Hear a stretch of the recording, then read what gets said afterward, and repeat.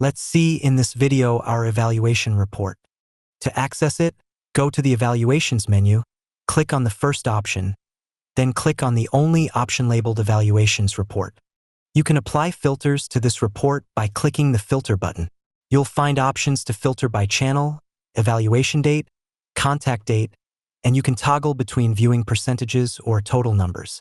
You can display all cases, only valid and closed evaluations, or all evaluations except invalid ones.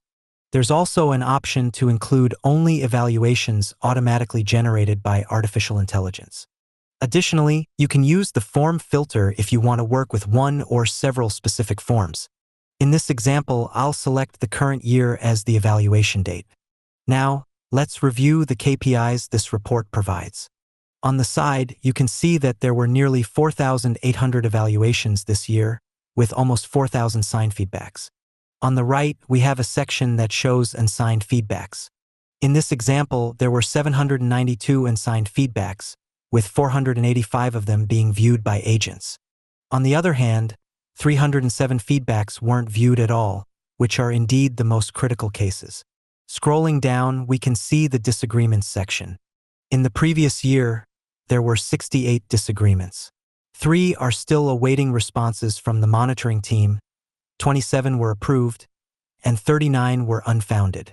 In the center of the screen, you can view disagreements per monitor, allowing you to see which monitors receive the most disagreements. You can also compare approved and rejected disagreements per monitor. On the right side, we have a breakdown of disagreements per form item, showing approved or rejected disagreements for each item. Below, there's a table displaying the latest evaluations for this operation. This is a dynamic table, meaning you can click the Add Columns icon on the right to add or remove columns from view. There are also action buttons, such as viewing the evaluations result, seeing the evaluations history that includes all change logs, adding notes, resending a notification for agents to view feedback, reopening or closing a monitoring session if needed, and finally, deleting the evaluation. This report also has clickable links, so if you select a KPI at the top, such as unsigned feedback or pending disagreements, the table below will automatically filter to show relevant evaluations based on your selected KPI. This is our evaluation report.